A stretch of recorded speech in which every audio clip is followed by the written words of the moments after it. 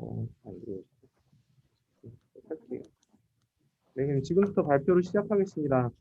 저는 전현상 수석이고요. 지금 분석 서비스 팀에서 지금 일하고 있습니다. 그리고 어, 오늘 발표 드릴 내용은 데이터 레이크 기반 시스템 구축이라는 프로젝트 과제를 저희 쪽에서 진행을 했었어요. 그래서 데이터 웨어하우스를 생각하시면 되고 그 데이터 웨어하우스를 구축하는 데 있어서 실제로 분석 RDB 그 마켓 테이블을 만들고 그 마켓 테이블의 비정형 테이블이 칼럼이 여러 개가 파지게 되고요. 그 부분들에 대한 태깅은 실제로 저희 딥러닝을 활용을 한 버트나 이제 NLP 관련되어 있는 알고리즘들을 이용을 해서 그 부분을 채워 나가고 그리고 나서 그 부분을 좀 자동화하기 위한 그 오토 레이블링 그 함수와 그다음에 분석 서비스를 위한 EDA, 파이썬 EDA 최신 기법까지 이제 한 루프를 올어라운드 하게 되는 그런 하나의 그런 과제로서의 설명을 드릴 거고요. 이제 오늘 발표 내용은 어떤 매출이나 이런 거 상관없이 기술적인 공유 사례로서 소프트웨어 엔지니어링, 그다음에 데이터 트랜스폼 관련한 기술에 대한 그 사례 공유로서 봐주셨으면 좋겠습니다. 우선 발표를 시작하겠습니다. 목차는 다음과 같고요. 그래서 실제로 처음에 프로젝트 목적이나 오버뷰에 대해서 좀 설명을 드린 다음에 저희 쪽에 웨어하우스 그 로우 데이터에 대한 분석이 필요했어요. 그래서 분석 테이블 선정을 위한 칼럼 매핑에 대한 과정을 설명을 드릴 거고, 그다음에 분석 테이블 스키마 생성하면서 조인을 했었던 어떻게 조인을 했는지에 대해서 좀 간단하게 설명을 드리겠습니다. 그리고 나서 자연어 처리에 필요한 비정형 데이터 구조가 어떻게 생겼는지에 대한 쉐입을 말씀드릴 거고요. 그다음에 태스크별 어떤 딥러닝 버트를 사용을 했습니다. 그래서 분석 모델에 대한 여러 가지 분류 모델을 만들었는데 그 부분을 좀 설명을 드릴 거고, 그다음에 자연어 처리 알고리즘 관점에서 형태소 분석과 그다음에 키워드 분석에 대한 함수 알고리즘이 들어갔어요. 그 부분에 대해서도 어떻게 처리를 했는지 말씀을 드리겠습니다. 그리고 이렇게 만들어져 있는 데이터 마켓에 필요한 테이블을 구축을 한 다음에 텐서플로우 딥러닝 모델을 활용을 해서 태깅을 해야 되는데 이 기법이 여러 가지 모델을 사용하다 보니까 수작업으로 해야 되는 그런 불편함을 없애기 위해서 그 해당되어 있는 제너레이티브 텍스트를 타겟으로 오토 레이블링 함수로서 구축을 하는 그런 과정들에 대해서 설명을 드리겠습니다. 그리고 인풋 아웃풋에 대한 이그젬플에 대한 내용과 그다음에 분석 테이블을 구축하고 난 다음 그 모든 그 태깅이 되어 있는 그런 테이블 구조에서 EDA를 요즘에 어떤 방식으로 파이썬에서 처리를 하는지에 대해서 설명드리겠습니다. 우선 프로젝트는 굉장히 사내 데이터 레이크 구축 시스템이었어요. 그래서 어, 실제로 저희 쪽의 업무 목표 롤 자체는 그 빨간색 테두리 쳐져 있는 쪽이라고 보시면 돼요. 그래서 배치 레이어고요. 그래서 실시간 서비스 카파 아키텍처는 아니고 알파 아키텍처 고전적인 그런 웨어하우스 구축 부분에서 실제로 저장 탐색을 위한 저쪽 분석을 위한 그 마켓 테이블을 구축을 하고 그 부분에서 응용 분석용 EDA나 분석 툴을 이용을 해서 이제 시각화하는 그 부분이 필요했어요. 그래서 실제로 밑에를 보시면은 레거시 DB에는 굉장히 많은 그 로우 테이블이라든지 엑셀로 구축되어 있는 그런 템플릿 장표들이 되어 있습니다. 그래서 그렇게 산재되어 있는 테이블 데이터와 그 엑셀 데이터를 적재 장소는 하드블 사용을 했고요. 실제로는 여기서는 그 행복 데이터 웨어하우스 구축하는 데서는 HDD 인사이트를 사용을 했어요. 안바리 기반의 하드블 사용을 했고요. 그 부분에서 실제로 여러 가지 로우 테이블들을 실제로 분석 테이블 마트를 이용하기 위해서는 RDB에다가 다시 데이터 조인을 하게 되는 그런 방식을 처리를 해야 됐습니다. 그래서 정제 분류를 위한 그 테이블 스키마 구조를 다시 분석 스키마로 저희가 설계하는 과정을 거치게 되었고 그렇게 분석 테이블 크리에이션 스키마를 결정을 하고 나서 시냅스라고 하는 RDB가 있어요. 그쪽에다가 마켓 그 테이블을 만들게 되었고 각 세 개에 대한 그 테이블이 구축되어 있다고 보시면 됩니다. 그래서 햅이라고 하는 굉장히 잘 알려져 있는 어플리케이션에 행복 디자인, 그 다음에 행복 서베이, 그리고 행복 커뮤니티 중간에 있는 게 오타가 하나 있는데요. 행복 커뮤니티라고 해서 채팅 저희 쪽에 있는 어플리케이션에 대한 댓글, 그다음에 거기에 구축되어 있는 올리는 그런 문장들에 대한 그런 분류라고 보시면 됩니다. 그리고 응용 분석 부분에 있어서 그렇게 구축되어 있는 테이블을 마켓 테이블을 이용을 해서 어떻게 그 사용자별 분석 툴을 이용을 해서 EDA를 하는지까지가 저희가 오늘 발표드릴 내용의 하나입니다. 그래서 모델 관점에 대해서 오버뷰로 간단하게 말씀을 드리면 비정형 문장이 저희 타겟 소스였어요. 그래서 다음과 같은 타겟 텍스트가 자유로운 근무 장소, 선택, 재택근무 및 공유 오피스 활성화라는 저런 문장이 들어오게 되면 보트 모델을 이용을 해서 감정 모델이나 메인 모델, 그다음에 서브 토픽 모델을 이용을 해서 결과들이 여러 가지로 저렇게 분류를 할 수 있는 것을 보실 수 있습니다. 그리고 NLP 알고리즘 관점에서 형태소라든지 키워드를 이용을 해서요. 저기서 가장 많이 빈번하게 발생을 하게 되는 그 문구들을, 프레이즈들을 이제 추출해낼 수 있는 그런 것들을 보실 수 있을 거예요. 그래서 중간에 있는 게 저희가 사용을 했었던 딥러닝 모델을 이제 뜻하고요. 그 다음에 세 번째 있는 결과라고 하는 게 실제 학습 모델에 대한 결과값입니다. 그래서 인풋은 동일하게 저런 제너레이티브한 텍스트가 타겟이 되겠고 그 상태에서 모델을 통과시키면 저렇게 다양한 결과를 나타낼 수 있다는 것을 보실 수 있습니다.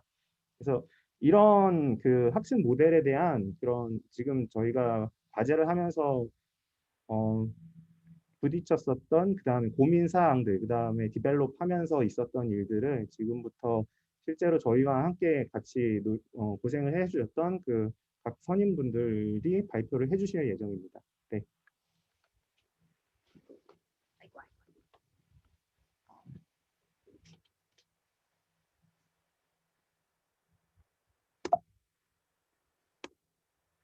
안녕하세요. 오순 선임이라고 합니다.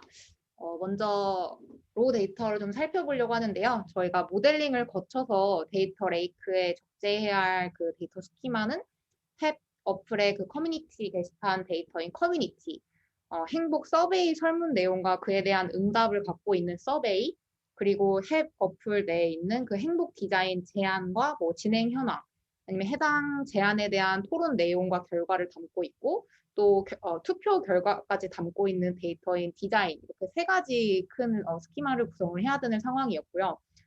엑셀 파일에 여러 시트를 존재하거나 뭐 각각의 엑셀 파일이 있는 등 다양한 형태로도 존재하기도 했습니다. 저희가 배치 스케줄링이랑 분류 효율화를 생각을 해야 되는 상황에서 분석 테이블 형태에 대한 니즈를 확인을 했고, 그런데 이제 테이블 수도 상당하고 또 칼럼 수도 상당했기 때문에 너무 형태가 달랐고 또 어떤 로우 데이터를 넣어야 할지 선정하는 과정이 좀 필요했었습니다.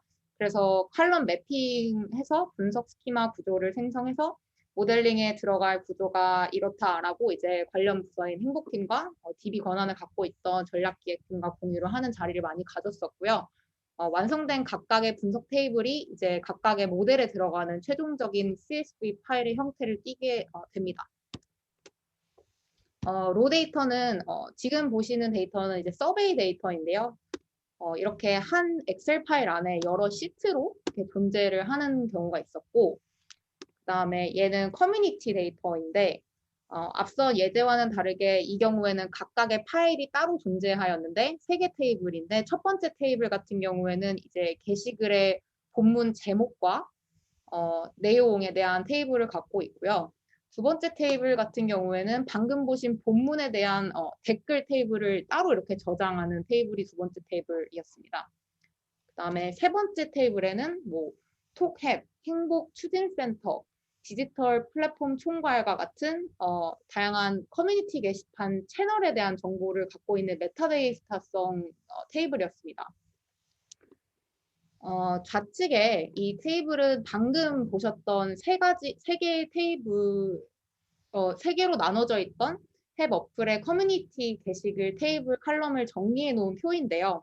칼럼 정보가 없는 환경에서 우선적으로 칼럼에 대한 이해가 급선무였기 때문에 칼럼 정리를 하고 그다음에 행복팀과 온라인을 하는 커뮤니케이션 자리를 많이 가졌습니다. 약간 모호한 칼럼이라든지 아니면 뭐 요거는 좀 뺐으면 좋겠다. 이거는 필수적으로 필요한 부분이다. 이런 자리를 많이 가졌고요. 그다음에 분석 스키마를 저희가 구성을 할 때 칼럼들을 크게 세 가지 타입으로 구성을 했는데 먼저 각각의 테이블을 조인할 수 있는 T 칼럼 역할을 하는지 예를 들면 커뮤니티 판에 올라간 게시글 본문글 하나에 대한 고유 아이디 그런 게 이제 조인 키 칼럼 역할을 하는 거고 둘째로 아니면 분류 모델의 대상이 되는 텍스트 칼럼인지 모델링에 들어가는 그 비정형 텍스트인 게시글 본문이나 아니면 댓글 내용이 그 대상이 되겠고 아니면 마지막으로 EDA 분석과 또 시각화에 유용한 칼럼인지 저희가 분석 스키마를 구성할 때 EDA까지도 생각을 했기 때문에 데이터 탐색, 시계열 분석, 시각화에 도움을 주는 칼럼이 무엇일까 고민하는 과정도 좀 거쳤습니다. 예를 들면 게시글이 언제 등록되었는지에 대한 칼럼 정보를 First Registration Date이라는 칼럼이 주고 있었거든요. 이제 로우에선 여기 있는데 이게 뭔지 파악을 해보니까 추후에 시계열 분석에 되게 유용할 것 같다라고 판단을 해서 선정하게 되었습니다. 이런 식으로 이제 로우 칼럼을 선정하는 과정을 거쳐서 방금 보신 그 앞에서 정리한 그 칼럼 정리 과정을 통해서 원래는 커뮤니티 데이터가 3개의 로우 테이블, 72개의 로우 칼럼이었는데 조인 과정을 통해서 하나의 분석 테이블 형태로 재구성되었습니다. 커뮤니티 분석 테이블은 20개의 로우 컬럼, 그러니까 이 회색 섹션이 로우 컬럼이고요. 그다음에 모델링을 통해서 자동 태깅되는 칼럼이 이제 주황색 섹션인 7개의 칼럼이 되겠고 이 모델링 대상이 되는 텍스트 칼럼은 이 2개, 본문 내용과 댓글 내용, 여기에서 이제 모델링, 그러니까 자동 태깅될 칼럼이 7개가 생성이 된다. 이렇게 이해하시면 될 것 같습니다. 이게 완성된 커뮤니티 데이터의 분석 테이블 예시인데요. 20개의 로우 칼럼, 그리고 방금 보신 모델링이 통과해서 자동 태깅될 칼럼의 구조가 이렇게 생겼습니다. 아직은 저희가 모델에 넣기 전이기 때문에 다 널값으로 채워져 있고 이제 이 CSV 파일이 다음으로 살펴볼 분류 모델의 인풋이 됩니다. 모델에 관해서는 최지은 선임님께서 좀 더 디테일하게 다뤄주시겠습니다.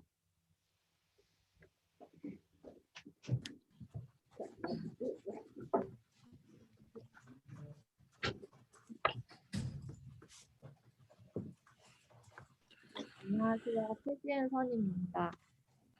지금부터는 오수은 선임께서 앞서 설명해 주신 분석 테이블을 사용해서 텍스트 데이터 태깅을 자동화하는 과정에 대해서 설명을 드리려고 합니다. 저희가 수행한 태깅 태스크는 총 5가지가 있는데요.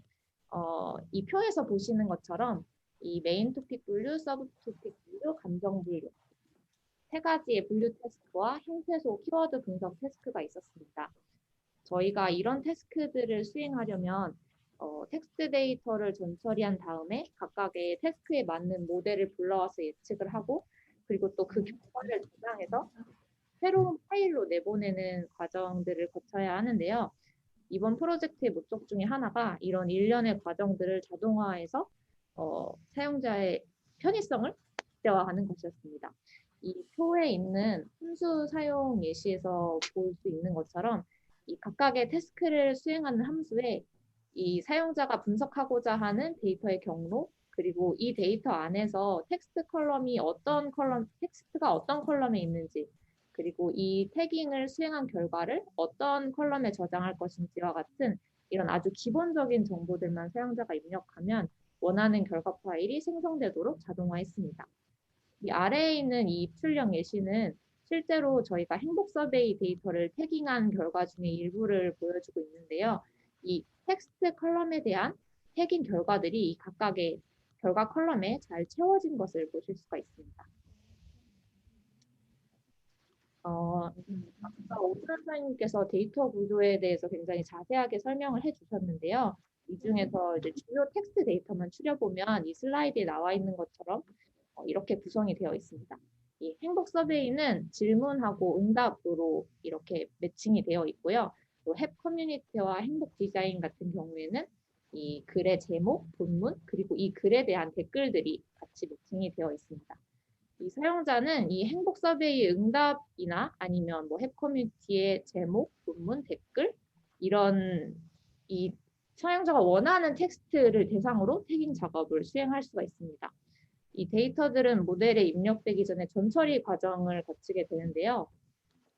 이 슬라이드에서 보시는 것처럼 이미지 태그나 메일 아니면 URL 아니면 핸드폰 번호나 특수문자 같이 저희가 텍스트 분석을 할 때 방해가 되거나 아니면 텍스트 분석에 소용이 없는 쓸모가 없는 그런 토큰들을 삭제하는 전처리 과정을 거쳐서 모델에 입력되게 됩니다. 지금부터는 태스크별 분석 모델에 대해 자세히 설명을 드리려고 하는데요. 이 분류 태스크를 먼저 설명을 드리겠습니다. 이 분류 태스크에서 저희가 사용한 클래스는 이 슬라이드에 나와 있는 표처럼 구성이 되어 있는데 이 메인 토픽 10개의 메인 토픽 하위에 각각의 서브 토픽이 있는 구조로 되어 있습니다. 이 메인 토픽과 서브 토픽은 이제 이 데이터의 태깅, 메인 토픽과 서브 토픽 태깅이 되기 이전에 초기 로우 데이터에서 그 조한별 수석님께서 토픽 모델링을 통해서 이 토픽을 구축을 해주신 것을 그대로 가지고 와서 사용을 했습니다. 그리고 감정 분류 같은 경우에는 긍정, 중립, 부정 이렇게 세 가지의 클래스로 분류를 했습니다. 만약에 저희가 이 분류 태스크를 자동화하지 않는 경우를 생각해 보면 이 메인 토픽을 분류하는 모델을 먼저 불러와서 어떤 텍스트에 대해서 메인 토픽을 분류하고 그리고 이 메인 토픽 분류 결과에 따라서 또 서브 토픽을 분류하는 모델 9개를 불러와서 각각의 결과에 다른 모델을 불러오고 그리고 이 메인 토픽과 서브 토픽의 분류가 모두 끝나고 나면 감정 분류 모델을 또 불러와서 이 텍스트의 감정을 분류하는 이런 과정들을 거쳐야 합니다. 그래서 저희는 이런 과정들을 모두 자동화해서 사용자가 어떤 태깅 결과를 얻는 과정을 단순화했습니다. 이 분류 모델로는 버트 모델을 사용했는데요. 이 버트 모델에 대해서 좀 먼저 간단히 설명을 드리고 넘어가겠습니다. 이 버트는 이 트랜스포머라는 모델의 인코더 부분을 여러 개의 레이어로 쌓아 올린 구조로 되어 있는데요. 이 버트는 대용량 코퍼스를 사용해서 프리트레이닝한 모델을 사용자가 필요한 태스크를 수행하면서 파인 튜닝하는 모델입니다. 이 버트 모델의 장점으로는 첫 번째로 태스크에 특화된 파라미터를 굉장히 최소화해서 이 다운스트림 태스크에 적합한 아웃풋 레이어만 추가해주는 것만으로도 이 프리트레이닝 모델을 거의 변형하지 않고도 굉장히 높은 성능을 달성할 수 있다는 점이 있고 두 번째로는 양방향 문맥을 고려할 수 있다는 장점이 있습니다.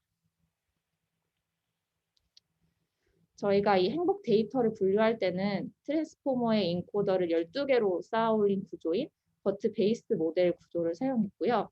인풋으로는 이렇게 하나의 싱글 센텐스가 들어가고 이 문장의 시작을 알리는 이 CLS 토큰의 마지막 히든 스테이트에 클래시피케이션 레이어를 이어 붙여서 파인 튜닝하는 방식으로 사용했습니다. 그리고 이 대용량 한국 코퍼스로 프리트레이닝한 버트 모델이 이 코버트를 불러와서 행복 데이터로 파인 튜닝하는 방식으로 진행을 했습니다. 감정 분류 모델 같은 경우에는 행복 데이터의 감정을 명확하게 분류하기에 모호한 문장들이 좀 많은 문제점이 있었어요. 그래서 네이버 영화 리뷰나 상품 리뷰 같은 외부 데이터로 파인 튜닝을 해서 좀 더 객관적이고 로버스트한 모델을 만들고자 했습니다. 토크나이저 같은 경우에는 이 코버트의 프리트레인드 센텐스 토크나이저를 사용했습니다. 이 버트 모델을 저희가 파인 튜닝할 때 사용했던 하이퍼 파라미터는 이 표에서 확인하실 수 있습니다. 다음으로는 형태소와 키워드 분석 태스크입니다. 이 형태소 분석 태스크에서는 CoNLPy 패키지의 형태소 분석기를 사용했고요. 이 형태소 분석 같은 경우에는 전체 결과를 모두 출력하는 것이 아니라 빈도수 기준으로 상위 n개만 출력해서 텍스트에서 자주 등장한 중요한 형태소를 우선적으로 볼 수 있도록 만들었습니다. 그리고 키워드 분석 태스크에서는 먼저 메인 토픽 태깅이 완료된 데이터 테이블에서 메인 토픽별로 데이터를 묶어서 메인 토픽 개수만큼의 도큐먼트를 먼저 만들었습니다. 그리고 이 TF IDF를 통해서 메인 토픽별 키워드와 중요도를 산출했는데요. 여기서 키워드와 중요도는 쉽게 말해서 이 다른 토픽들과 비교했을 때 이 해당 토픽에서 상대적으로 더 많이 등장해서 이 토픽의 핵심 단어라고 할 수 있는 이 단어들과 위의 수식으로 계산한 이 단어의 가중치를 말합니다. 그래서 이렇게 메인 토픽별로 이 키워드와 그 중요도를 산출한 예시를 여기서 보실 수 있고요. 이렇게 산출한 메인 토픽별 키워드와 중요도를 가지고 주어진 텍스트에서 키워드와 중요도를 추출하면 키워드 태깅 작업이 이렇게 완료되게 됩니다. 네, 지금까지 태스크별로 데이터 태깅 모델에 대해서 설명을 드렸는데요. 이 다음 슬라이드부터는 이러한 모델로 태깅한 결과 테이블로 EDA를 수행하는 과정에 대해서 수은 선생님께서 이어서 설명해 주시겠습니다.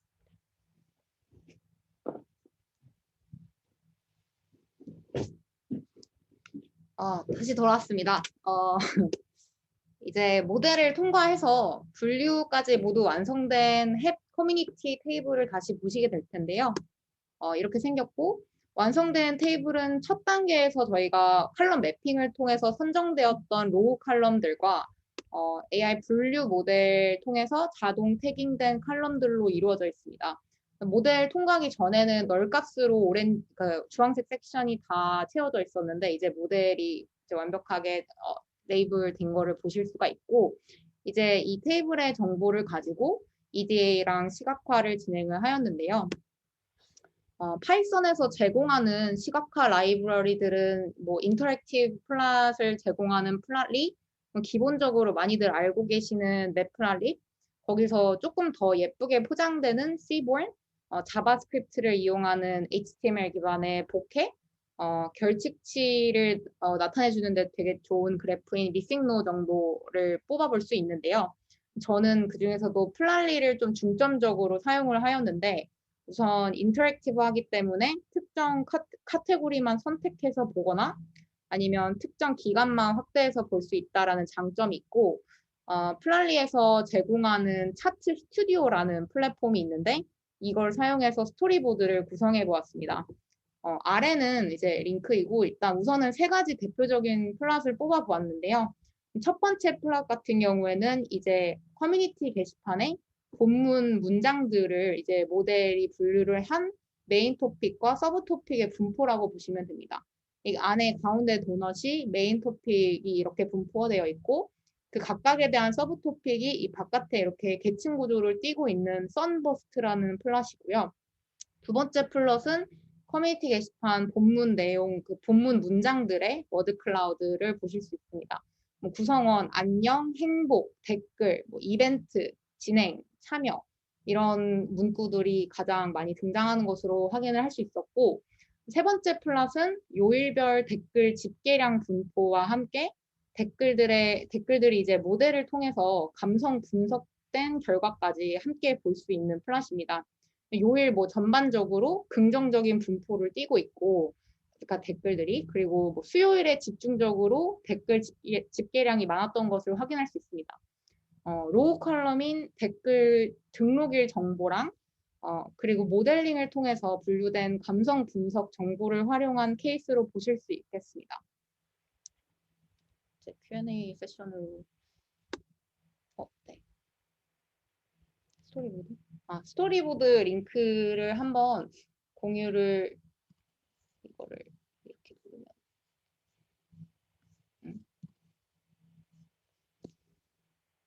네, 이걸 누르면 네, 이런 식으로 보실 수 있는데요. 조금 축소해서 보여드릴게요. 전반적인 그거.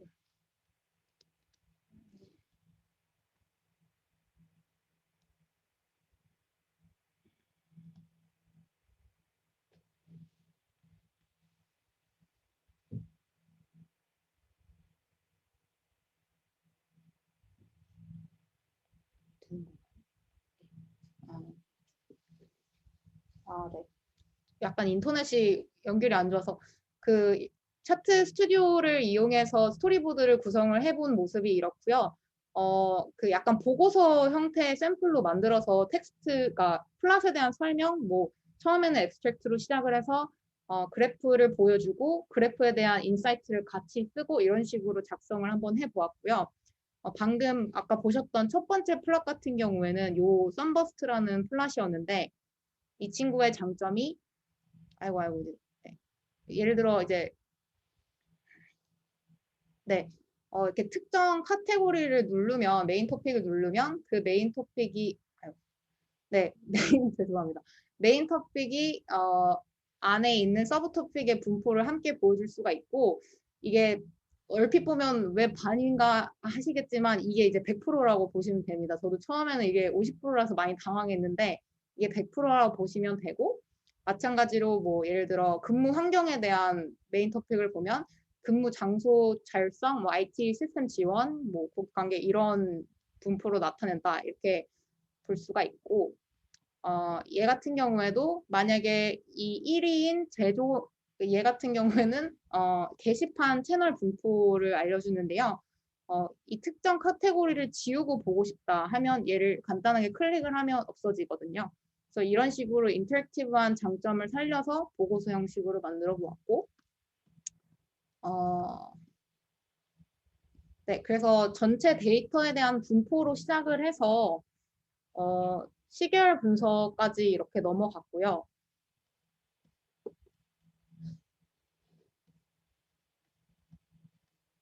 이게 아까 보셨던 요일별 댓글 감성 분포인데 만약에 여기서 긍정에 대한 분포를 빼고 보고 싶다 하면 얘를 그냥 클릭만 하면 긍정이 빠지고 부정과 중립에 대한 이야기만 또 할 수 있고요. 그래서 이 플랫폼을 이용을 하니까 플랄리 그래프를 이제 플랄리 클라우드에 올리거나 거기서 땡겨 와서 보고서 형태로 이렇게 활용을 할 수 있다라는 샘플을 보여드리고 싶어서 한번 작성을 해보았습니다.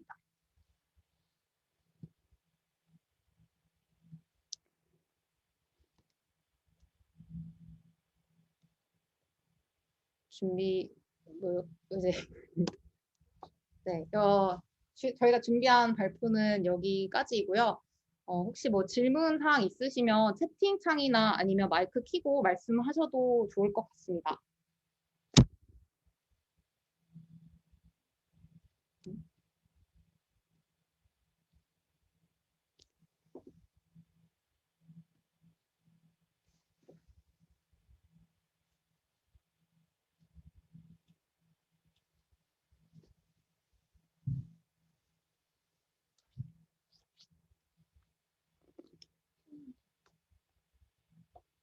토픽 모델링은 아까 말씀드렸듯이 저희 버츠 썼어요. 네, 딥러닝 제너레이티브 모델 요즘에 가장 핫한 버츠 모델 썼고요. 입력 타겟으로는 저희 아까 보여드렸었던 행복 서베이라고 하는 부분에 있어서 서베이 항목 텍스트가 인풋으로 들어가게 되었고 그 부분은 실제로 아웃풋을 Y값들은 저희가 미리 정해줬고요. 서브 토픽, 메인 토픽에 대한 그 개수들은 미리 정해서 학습을 시켰어요. 그래서 실제로는 작년도 서베이 항목에 대한 모든 그 문장들을 학습을 시켰다라고 보시면 되고요. 네, 네 맞습니다. 버트의 분류 모델 얹어서 만든 거라고 보시면 돼요. 버트 같은 경우는 기본적으로 다 트랜스퍼 러닝이라서요. 네.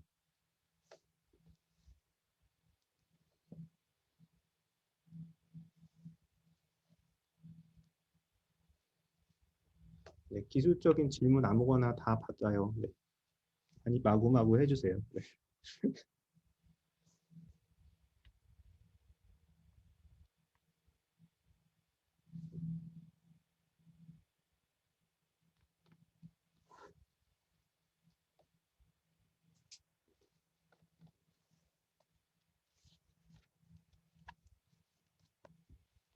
그리고 또 하나 더 말씀을 드리면 마지막에 보여드렸던 EDA 같은 과정은 시각화가 파이썬으로 굉장히 요즘에 강력하거든요. 기존에 R 같은 경우는 ggplot이 많이 뛰어났기 때문에 R을 많이 사용을 했었는데 요즘에는 ggplot도 파이썬으로 인베딩 되고 그다음에 인터랙티브한 저런 시각화 툴들이 HTML로도 잘 뽑힙니다. 그래서 아웃풋으로 실제로 이 부분이 오토 레이블링뿐만 아니라 EDA 자동화 RPA 관점으로 봤을 때도 아웃풋으로 HTML까지 바로바로 떨궈지는 그런 것들도 추후에는 뭐 디벨롭할 수 있지 않을까라고 저희들 고민했었어요. 네.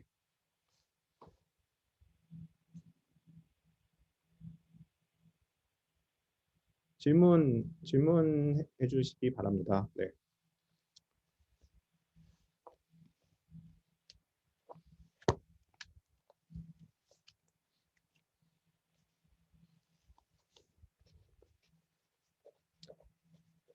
어, 네, 맞습니다. 네. 실제로 전 처리할 때 저희 정규식 써서 처리하게 되고요. 네. 그 안쪽에 메일 같은 경우나 휴대폰 이미지 태그 같은 경우는 솔직히 저희가 원하고자 하는 토픽 모델에 대한 아웃풋을 결정하는 데 있어서 불필요한 작업들이거든요. 그래서 저희는 통과시킬 때 아예 픽스를 어떻게 시켰냐면 한글 영문, 그다음에 숫자, 콤마, 피리어드, 스페이스 이 정도 네, 까지 통과를 시키고요. 네, 그렇게 필터링하고 입력을 시켰습니다.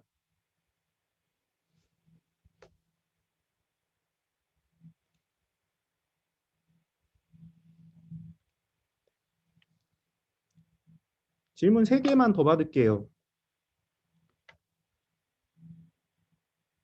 레이블 중첩되는 부분은 드랍 시켰어요. 불필요한 거. 이게 가장 성능을 그 애큐레시를 방해하는 부분 중에 하나이기 때문에 레이블 중에서 중첩되는 부분은 드랍 시켰습니다. 그런 부분들이 많지는 않았어요, 다행히.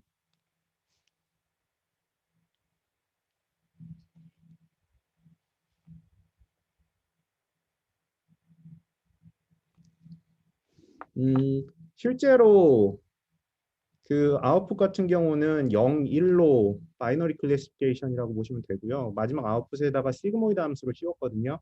그래서 시그모이드 함수를 보시면은 0에서 1 사이에 대한 리니어한 그래프로 나타낼 수 있잖아요. 그래서 중간에 스레시홀드를 줬어요. 그래서 제가 0.55에서 0.45 정도로 줬습니다. 그래서 모델 아웃풋이 디스턴스 자체가 그 0.45, 44, 45 미만이라고 하게 되면은 이제 부정적이라고 잡았고, 그 다음에 1 이상이 0.5 이상이 나오게 되면은 긍정으로 나오게 되고요. 그 다음에 중간에서 모델 클래시피케이션 자체가 그 중간 스레시홀드 그 시그모이드 함수의 그 중간 부분이라고 하게 되면은 그 부분을 이제 중립으로 처리했습니다. 뉴트럴이라고. 그래서 왜냐하면은 기존에 그 저희가 사용을 했었던 문장 코퍼스 자체가 30만 개 데이터였거든요.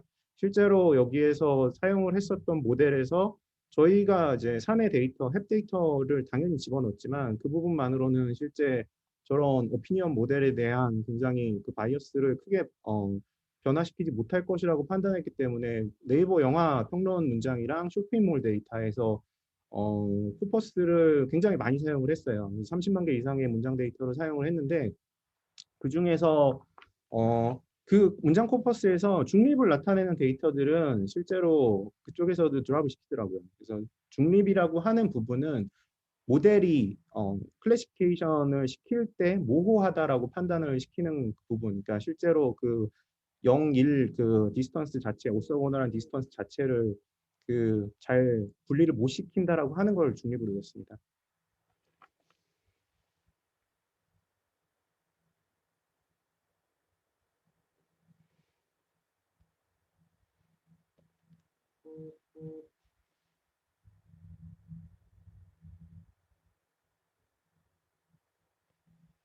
질문 하나만 더 받겠습니다. 네.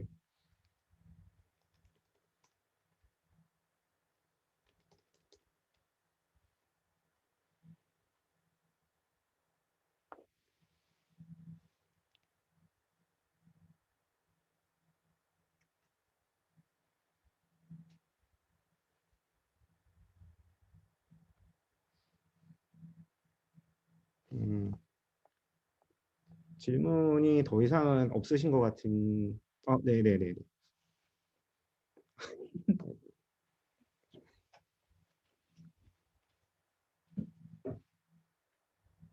네, 말씀하세요. 네.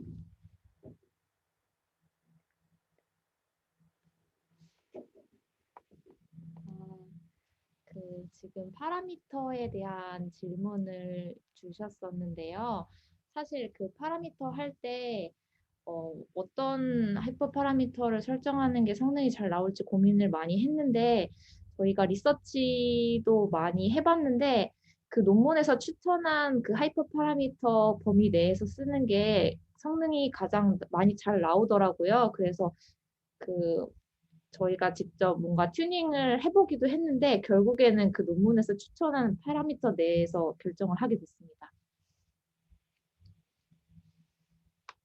논문에서 아마 저기 토큰 사이즈가 64 정도 될 거예요. 64에서 128 사이인데 실제로 저희가 사용했던 문장 코퍼스에 대한 디스트리뷰션을 보게 되면은 토큰 사이즈가 100 이하의 대부분 분포에 있기 때문에 그 정도로 이제 코퍼스들을 만드셨더라고요. 기존에 있던 퍼블릭 데이터들이 잘 핏이 돼가지고 저희는 이제 실제로 시퀀스 같은 경우는 토큰 시퀀스 같은 경우는 이제 64 사용을 했고요.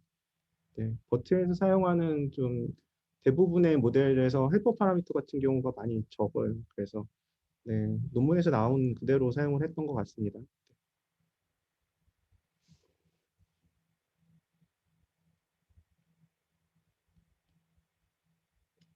네, 그 질문이 더 없으시면 여기서 이제 마치도록 하겠습니다. 지금 오늘 이렇게 번개처럼 그 저희 그냥 기술 공유 자료라고 해서 저희가 이제 레슨젠을 런드식으로 만들기는 했지만 리스트업하고 이제 저희 정리하기 위해서 이렇게 시간을 마련했는데 이렇게 시간 아래에서 들어와 주신 분들 모두 감사드리고요. 그다음에 이런 기술 공유 발표 자리가 비단 저희뿐만 아니라 굉장히 뛰어나신 분들이 많다라고 알고 있는데 굉장히 활발하게 많이 활성화됐으면 하는 바람으로 저희가 이렇게 시작하게 됐습니다. 네. 이상으로 저희 발표를 마치도록 하겠습니다. 네. 네, 감사합니다.